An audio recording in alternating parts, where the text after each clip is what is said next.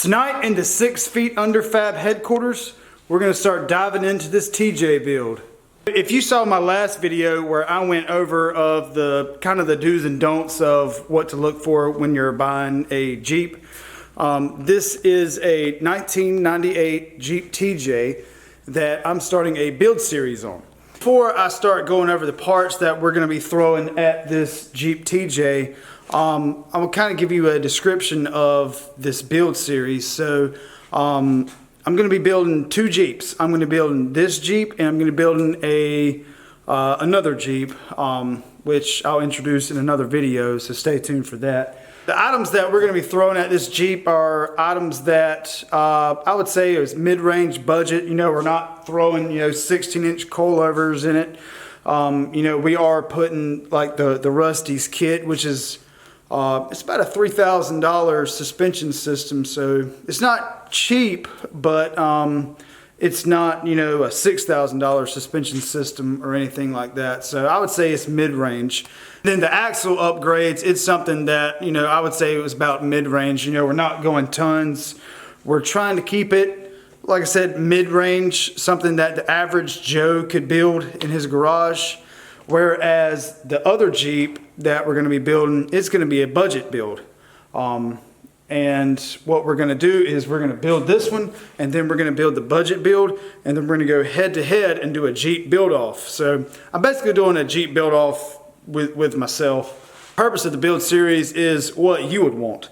If you're just getting into the sport, whether you're getting a 1998 TJ, and you kind of got a mid-range budget, or you're going to be getting into something else where you really don't have a lot of extra money to throw at it, we're going to be doing a build series for those people also. So definitely stay tuned for that. But let me show you what we got for this. So I'm going to go ahead and go to the meat and potatoes of this build. This is a 3-inch long arm kit from Rusty's Off-Road. It is for a Jeep TJ and is a complete system here. And the only extras that we have is the rear spring relocator. So anytime that you build a TJ, you definitely want to do the spring relocation bracket. So what that does is on the factory TJs, the spring perch for the top is at an angle right here, and so what we're going to do is cut this off and recenter it so that the spring is straight up and down. The springs work best when they're straight up and down, not to a curve like the Jeep came from the factory. So there is the skid plate and the belly pan that came with the kit, and then we also have some Rusty steering. So for axles, we actually came across a TJ Rubicon Dana 44 that is trussed, sleeved, and it has RCV axle shafts in it. So we got this at an okay deal. These axles kind of go for a ridiculous price, but for what we're going to be using it for, this is going to be perfect. And the rear that we're going with is we're going with a Ford 8.8, and this thing is pretty clean. It's never been ran. Got the disc brakes and everything. I'm not sure exactly what company makes this truss, but it's pretty built. Pretty excited about that. And both of these are going to be geared to 488 gears and locked. And I showed the wheels in the last videos, but these are a 17-inch Trix racing wheel. These wheels are really nice, and they're super light too. So I like light wheels. So for tires, we're going to be going with a 37-inch Kendo. These are a tire that I have never seen in person, but I'm pretty impressed with the sidewall. They smell good. I like the smell of new tires. But to me, the tread kind of looks like a KM2 in a pit bull had a love child or something. But I don't know. We're going to try them out. Look at that sidewall there. I like that. My favorite part's the sidewall. But anyway, going with 37s. And something else that we're going to be putting on this Jeep are new battery cables. So there's really no point of putting any of these parts on this Jeep if I'm not getting power from the battery to the motor to run any of these parts. So Jeep Cables is actually a supporter of the channel, and they sent us some new battery cables to put on, fuse block, new terminals. Everything is made in the USA, and it comes with 6 stickers, like Baby Yoda, coolest sticker ever. So you can see here, these terminals have seen better days. And what happens, so this is tight, and it just comes off. So I've had several Jeeps to start having issues, and I've been chasing electrical problems all around. When come to find out, it wasn't getting enough power to the fuse panel, or the ground wasn't good enough on the battery cables. Corrosion had got underneath these cables and made it to where I didn't have a good connection anymore. If you think about it, those cables are from 1998, and they're tired, boss. They're tired. So super appreciative to Jeep Cables. So we'll be putting those on in a later video, but this Jeep is going to be a heck of a lot better off with some new cables underneath. So what I'm going to do now is I'm actually going to start tearing this Jeep down. I'll probably start with the front axle first, go ahead and get it out of the way, and then probably take out the rear. So anyway, here we go.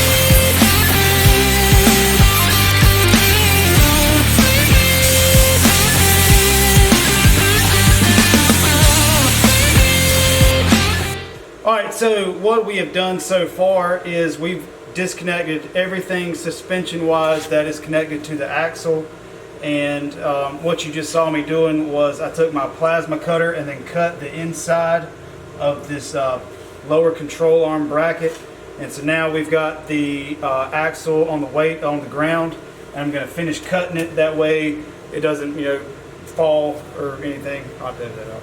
Well, anyway. So as you can see, we got a lot done in the shop today. We got the front suspension and the front axle out. We got the rear axle and the rear suspension out. We've got this fender out. You know, like I said, there was some damage.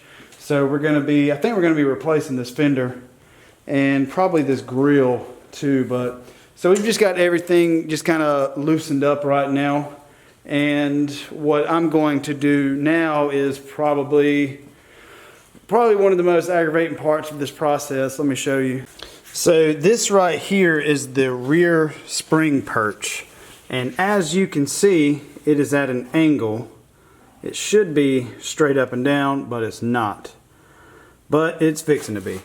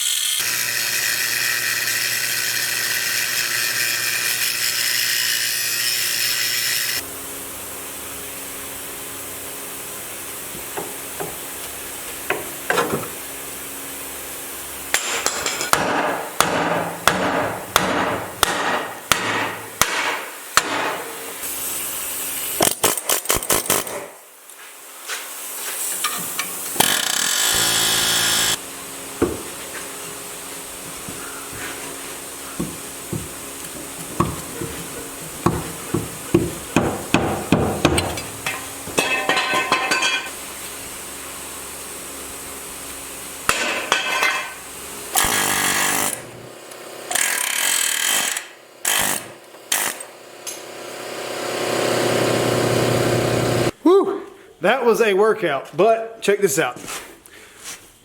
Got the driver's side all done, and we also got the passenger side. Look how pretty that is. So what I'm going to do now is I'm going to paint this with some Steel It.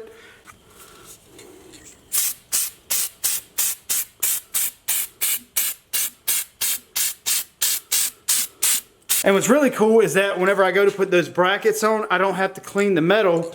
I can just weld straight to this. So that's really cool. It is now midnight, and I'm sure the neighbors are tired of hearing me grinding and hammering on this.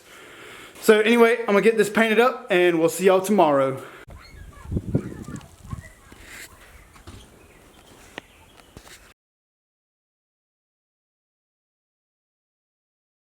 Alright, so it's a new night in the shop, and what we have done is we have drained the transmission fluid. We took the pan off because we did find a leak around this gasket, so we're going to be replacing that. We did cut the exhaust off because it was all hacked up and boogered welded. So now what I'm going to work on is getting this front grill off. Those little parts and pieces, just drop them on the ground.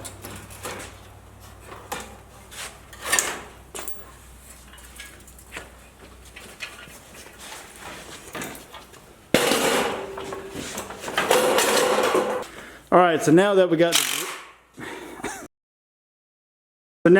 the grill out of the way, what we're doing is we're going to be replacing the water pump, and we're also going to be replacing the thermostat and the belts and just kind of all the other, I call them disposable items on the front end.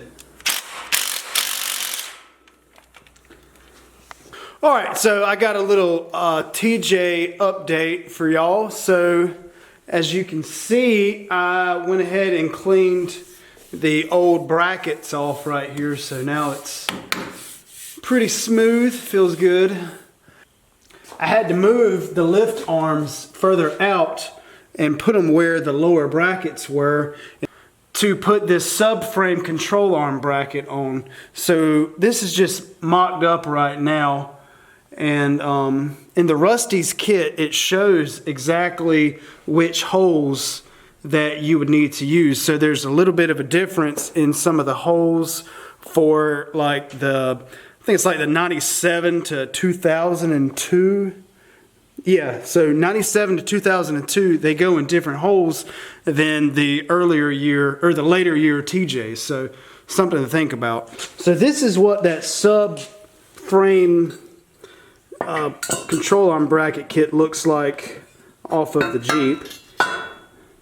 And what's really cool about it is it has a P for passenger side, and that side has a D for driver's side. This is pretty solid stuff. The powder coating's really nice. But like I said, I just got that mocked up for right now. What I'm really focusing on is where I cut these brackets off up here. So I also removed the factory rear coil spring retainers that went right here. You know, of course, they were at an angle. The ones that we will be putting on will be straight up and down, which is the way the springs should be working. We got this kit from Rusty's also, and it's a weld-on kit, and it's pretty beefy for sure. And they are labeled passenger and driver side. So the 72 side goes on the passenger side, and the 71 goes on this side. So you can see I've got this one pretty much where I want it. I've got to get a degree finder on it to get it perfectly zero with the frame, and then I'm going to send her home with some welds. I did have to lift the body off of the frame just a little bit, and I'll be doing that again to finish up the welds on it. But once I get that in place, then these big brackets go on, and those are the actual coil spring retainers right there. So bunch of stuff. And just a reminder that whenever you are putting these in, make sure that you put the holes in the slot on the inside of the frame. So like on this side right here, you know, it's going on just like this, and the opposite side will go in just like that. And I'll show you why once we get done. And another really cool thing, since I use Steelit, I don't have to grind this back down to the bare metal. And which is another thing that I like about it is, you know, on the back side of this, I painted it with Steelit also. So it's paint on paint, and then it will be welded. So there's no raw metal anywhere except for the outside of this, which is, I think is really cool. So what I'm going to do now is just go ahead and put some good tacks on here, and then probably throw my degree finder on here just to make sure it hasn't pulled or anything weird. And then we're going to fully sand it with the welder.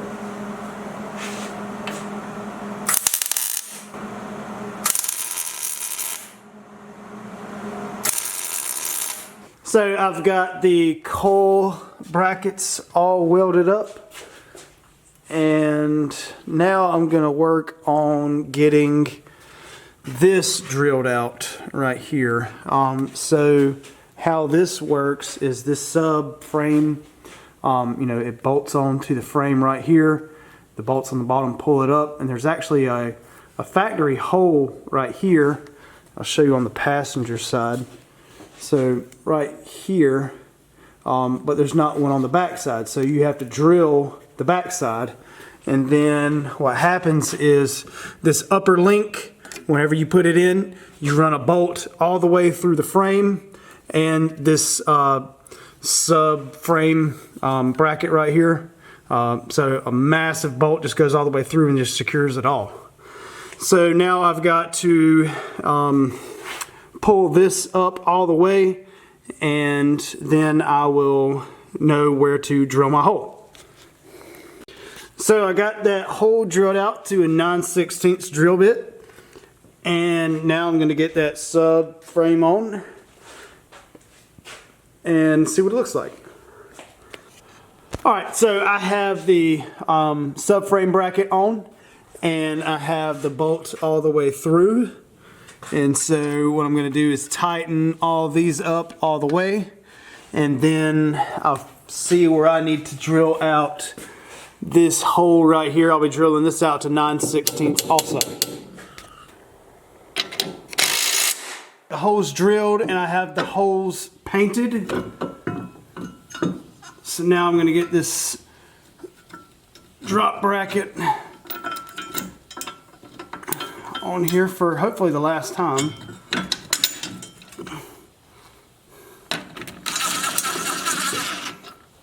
So now what I'm doing is I'm getting this provided grade 8 bolt all the way through the frame. And I have these loose right now, but I think I need to tighten them up to kind of bring this up. But yeah, let's do that. So I have the front grade 8 bolt in, and now I'm going to be putting the rear bolt in. This is going to be this long boy right here. And slide that in the hole. And look at that. Oh yeah. So here's a different view of that. And you do kind of have to get these brake lines out of the way just to make room. And so you had to get this brake line out of the way. And those are gas lines right there, but those are fine. Those are fine.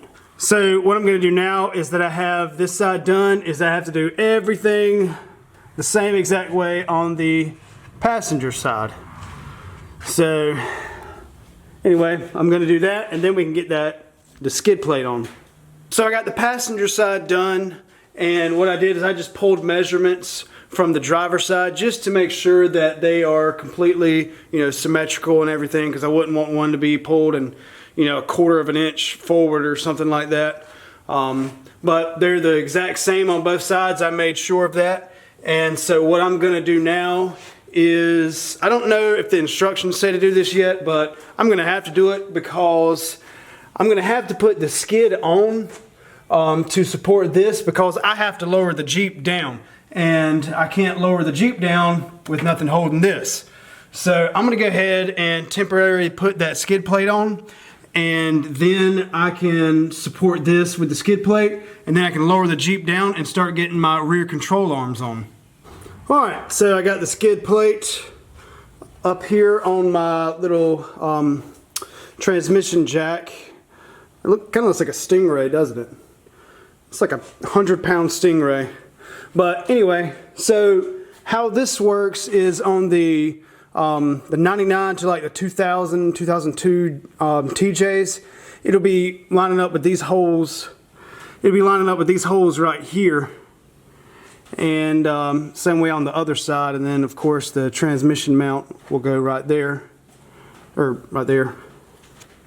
So I'm going to start lifting this up and see how close we can get.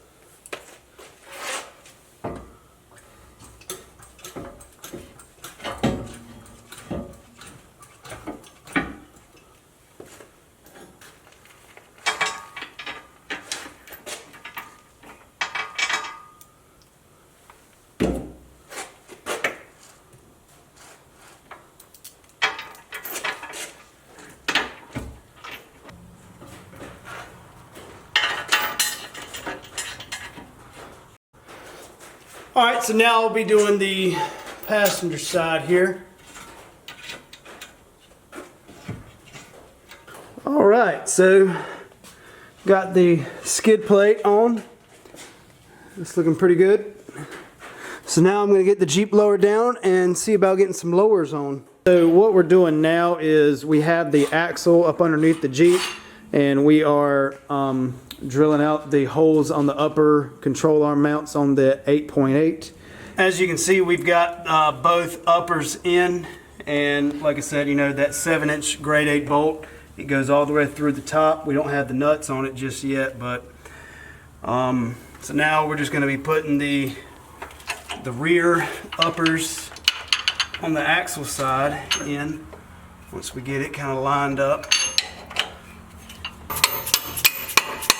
Alright, so now we have both of the rear uppers in, and now we're going to go measure for the lowers. Alright, so we're going to do the same thing on the lowers as we did on the uppers, and you can just look right here at the Rusty's installation instructions. And so the rear lower right here, we have a 3-inch lift, so we'll be doing 28 1/8 center to center. And what they mean by center to center is the center of this hole to the center of this hole right here. So let's see, 28 1/8. So right now we are at 28 inches. So I'm just going to turn this out.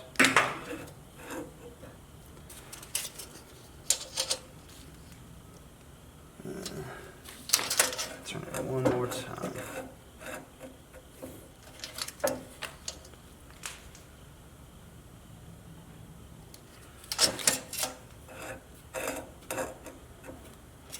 We're going to go a little longer. Alright, so 28 1/8. Just like that. So I'm going to go ahead and do both of these the same, and then we'll get them in the Jeep. Yeah, I'm ready. Alright, so on this lower right here, we've got it measured out, and I'm going to slide it into this subframe bracket right here, and get this lined up with the grade 8 bolt.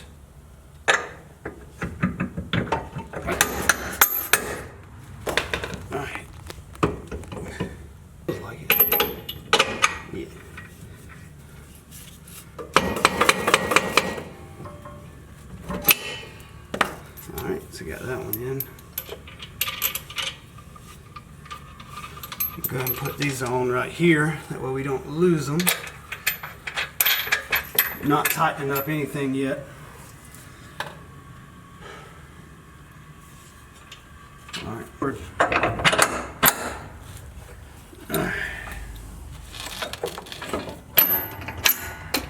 Alright. Now it's got to get the washer and the nuts on them, and we'll be done with the rear control arms until we put it down back on its own weight, and then that's when we'll fine-tune everything.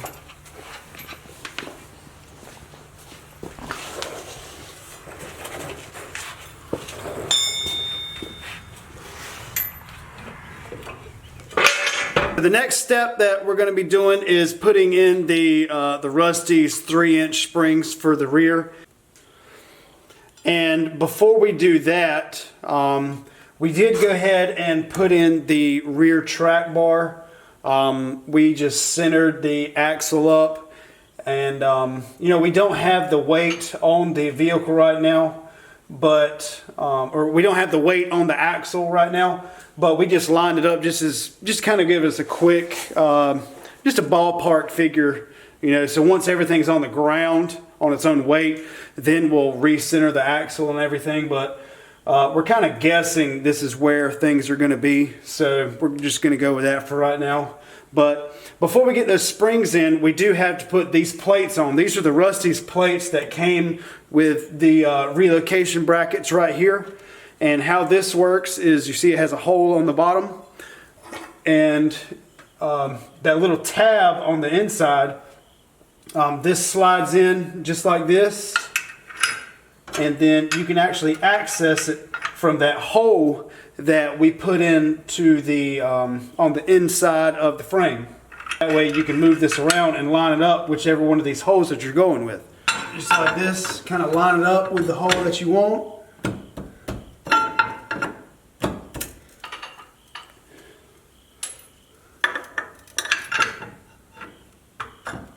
So what I'm going to do is I'm going to line it up with the hole that I want, and then tap it up.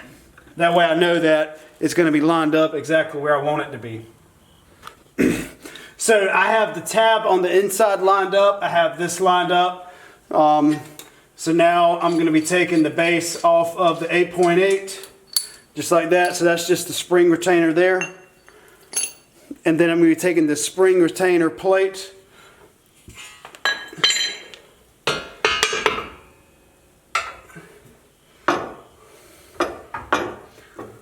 push this down just a little bit. So I'm going to take this spring retainer plate here and the bolt and just kind of feed that in.